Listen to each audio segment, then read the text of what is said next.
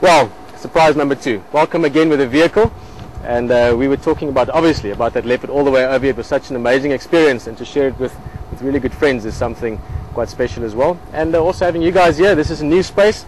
This waterhole behind me we haven't seen on WildEarth drives before. We're in the sort of another part of Djuma essentially, and this is a very special pan for me. Behind you can see a beautiful expanse of water, and they're called 3 in a row pan, and it's just an awesome setting. We're quite close to the Kruger boundary. Kruger boundary is only probably less than 1.5 kilometers that way, a mile at the most, probably a bit less, and this is quite a busy little place. Now, like I said earlier, and I don't want to embellish on it too much, but the fact that we just came out here and see if it worked, and because it's winter now and because the terrain is so open, obviously the fact that I'm talking to you and you can hear us is telling us that it is working. So we'll see. I'll talk with Graham a little bit more. I'm sure there's going to be lots of discussion over it, and we'll see what happens. So no promises, but at least just a little bit of an interesting experiment. Yeah, that's basically it. We're just going to take a little drive around, just show you the pan for a few minutes, and then I think if all goes well, tomorrow hopefully we might do something similar again, but we'll just explore a little bit further, see how well it works in the general area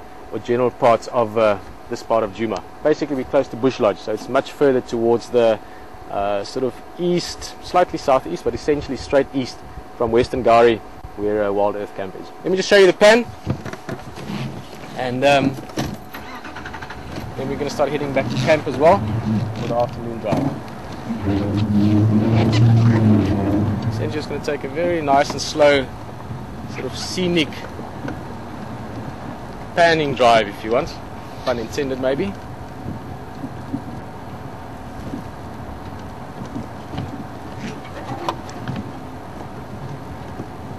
That beautiful marula tree that you can see there, I was telling Andre and Hendrik when we pulled in here that I've many times seen leopard up there, big male leopards when they come through here. It's one of their places they like to sort of survey the area from, sit up there and look around. A beautiful place. Get rhinos here quite often as well. As we arrived here, saw lots of elephant tracks. There's been certainly a whole bunch of elephants over the last couple of days and weeks. And just out of interest's sake, that primate-like shape you can see on the other side of the water in the distance, that's Andre, very close friend of mine. He was behind the camera earlier with the leopard, and it was quite a surprise as well. We weren't expecting to have to follow and film one of the most beautiful and magical creatures out here. We thought it was just going to be a quick hello, so it was quite an experience. And this is 3 in a row pan.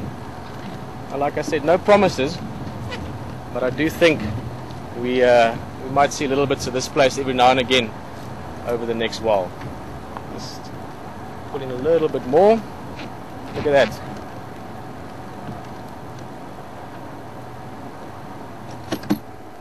Yeah, essentially just a very quick hello, and we're going to keep it short, experiment, and let's see tomorrow.